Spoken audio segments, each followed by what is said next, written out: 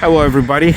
Well, several of you commented on my videos that I should do more of these dealership reviews, and here I am waiting for my car, my Subaru Ascent, to get its first oil change compliment on the house.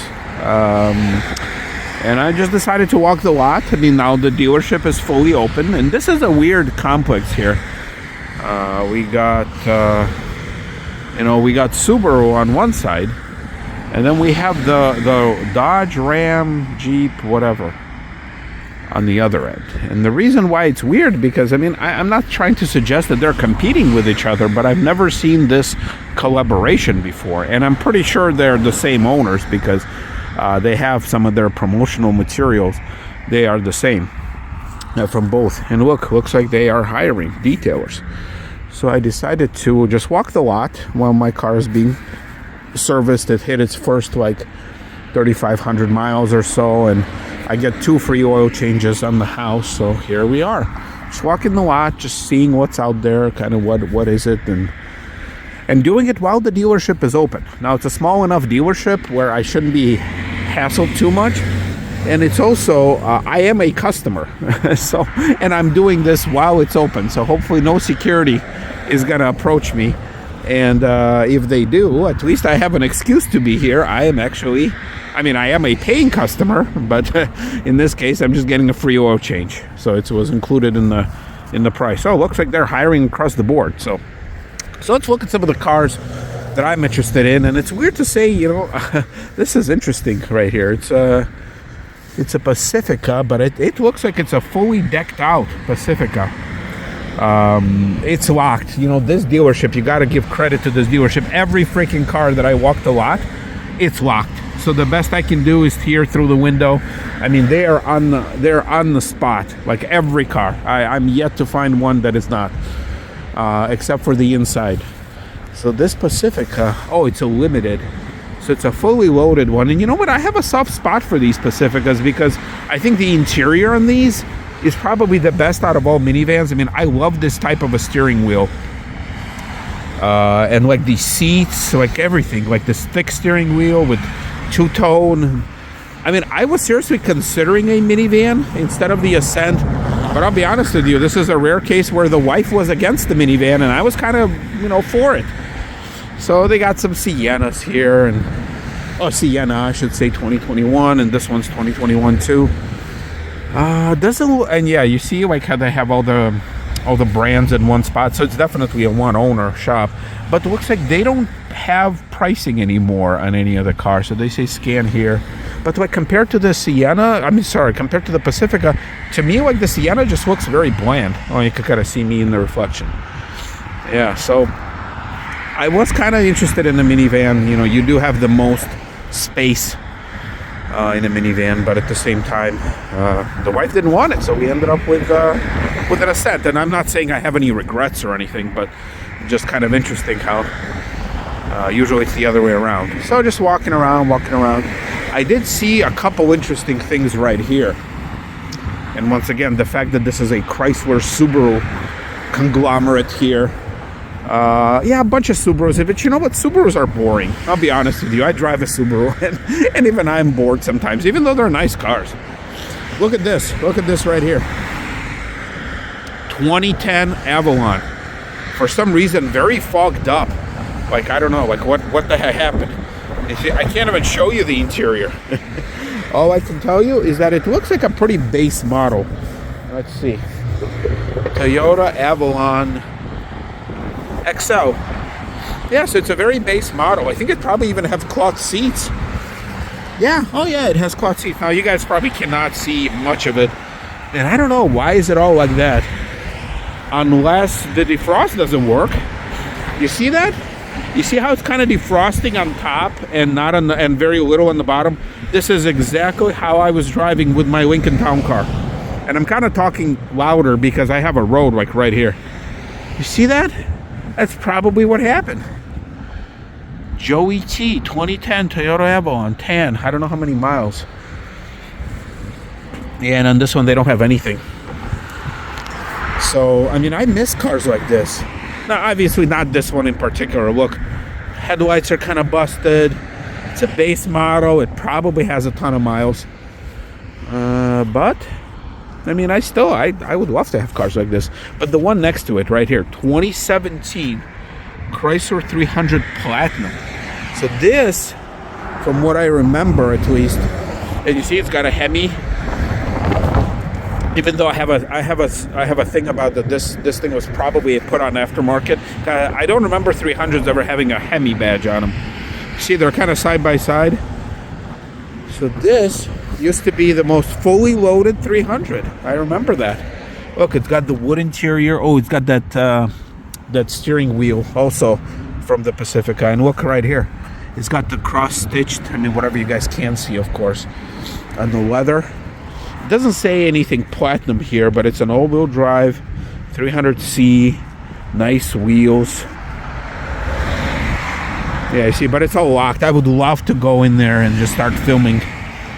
But see, I don't have to pull a door handle to know that this one is locked. But yeah, oh wow. I like this thing. And now it's got how many miles? Does it say how many miles? Platinum. Oh, right here, 113,000. So this thing is probably pretty beat up. And you know, considering the quality of 300s, they're probably not the best. But yeah, man, I love these cars like this. Obviously, I like this one more than this one, but too bad. You know what? Maybe we're gonna venture to the Chrysler side and see what's out there. We got this Rubicon. You know, people went nuts for these things when they came out. Look, 2024, 1,000 miles. Rubicon Gladiator, 861 miles. Why would somebody sell this one or trade this one in? I mean, yeah, it's got the leather. It's got, once again, I know you guys can't see much. I'll try and find some pictures online. Look, it's got the tonneau cover. Kind of interesting. Oh, look at that. It's got all the tow hooks and everything. So, some Jeeps.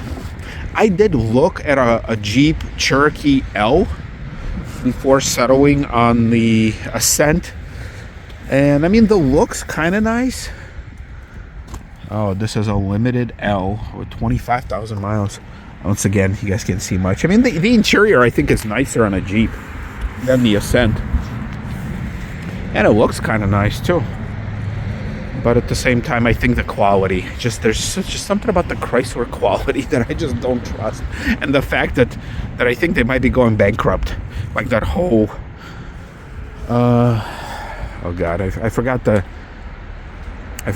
company name now. It just escaped me. But that whole thing, like the Chrysler, Dodge, Jeep, Ram thing, whatever the parent company is right now, they're just not doing well. So, all right, let me try and find something else cool. All right, here, the word I was looking for was Stellantis. I forgot about the Stellantis brand. So, not a whole lot over here. I mean, they're pretty stacked full of cars, and I'm pretty sure the other side makes more money off of the Subaru brand than this side from all the Ford brands. But here's a box truck. You don't see that every day. And I got a window sticker. It's 54,380. But I have a feeling that it's just for the cab. I think this back part of it is what I can't imagine it being 54,000. So I have a feeling that if you try to buy it for this much, they're going to say, "Well, buddy, it's just for the truck itself, not for the rest." And here's the last one. Actually, I just got a text saying that my car is ready. Here is this thing. Look at this. Look at this ginormous thing. The window sticker on the back says $75,000. Look at this heavy duty, holy moly, Ram. So again, you guys can't really see much, but it is a ginormous freaking truck that you don't see much of. Look at that. Wow, I mean, I love the color. Let's see. Let's take a look. Oh, wow. Yeah, you can't see. Well, yeah, can't really see. But $75,725 for this. It's a 350, I think. 350? Yeah, 350. Tradesman. There you go. So that is... Wow. What a beast. I love the color. I mean, the color is nice. They're pretending to crawl rocks even though it's got rails. That's kind of funny. Yeah, so I guess it's cold enough where I guess salespeople don't just wander the lot, and because they're open, they don't really have any kind of security or anything like that. But yeah, ever since my incident where the boys in blue tried to arrest me for just, you know, filming inside cars, I've obviously been very cautious. But also, I don't have as much time anymore to just, you know, waste hours driving through dealerships, even though it was very fun. I mean, don't get me wrong, it was a fun experience. But also, you can kind of see, it's interesting here how they have empty space here. And they have plenty of Subarus, plenty used ones, and some new ones, of course. But I have a feeling that Subarus are just sell more cars, period. And they have a few here and there. Oh, there's a couple trucks, so let's go look at a truck or two. Ever since I drove our works Colorado, which, you know, I was kind of impressed, trying to see what else is out there. You know, I'm not saying that I'm gonna buy a pickup truck anytime soon, but someday, you never know. Maybe not something this big. Like, this is just, I mean, I know it's an F-150, I'm sorry. That's, you know, it's like the most popular vehicle out there. But I think this would just be too big for me. 2019 F-150, 33,000 miles. I mean, it's nice. It's a base model. It looks nice. And, you know, the newer it is, the fancier it looks. But yeah, just something about it. Just this big, I don't know, but like the little truck, like the Maverick, maybe, or this 2019 Ram 1500. Oh, this is also the base model. This is interesting. So again, this is kind of in a nicer place. Yeah, like it's got the older style screen, the older style gauges, but yeah, like I have a thing about just basic cars. Seriously, I love the luxury, but like your basic work vehicle, whatever you guys can see from it, from the being in the shot in the dark, yeah, like I like it. Basic door handles, some basic badging. Yeah, like steel wheels. Like, I don't know why, but I like these wheels. Like, most people will look at them and say, no, what is that? That's basic, you know, I need something like that. No, like, I have a thing about just a basic work vehicle that's designed to do what it's best at. And when you start having, you know, like a truck with huge rims and barely any tire, I mean, I'm not saying this one, but you know what I mean. When you have barely any sidewalls, that's why I'm like, yeah, like this thing cannot go. This thing cannot go off-road. Can't do much. I mean, it looks nicer maybe, but even that is questionable. All right, folks. Here you go. Here's a little tour while the dealership is open. No arrests were made. No salespeople approached me at all. That's a weird color. I don't like this color. Sorry. I know I was gonna end this, but then I saw like a Subaru with this. Like, this just looks like baby poop. And trust me, I'm a dad of two. I've seen baby poop, and that's about the consistency and the color. Yeah, I don't know. Like, Subaru has this thing where like the fanciest trim gets like the brown leather, but they pick the oddest brown leather color. Like, you can go dark, like dark brown, like saddle brown. Like, that's just black. But yeah, this color I never understood. This, like, whoever invented this. I guess it's like the wilderness, but just. All right, folks, I'm gonna go get my car. Here's the last one, the wilderness package. The tall wheels. And the huge badges and orange stuff. Yeah, I don't like it. Even this color is weird. So, all right, everybody. See ya.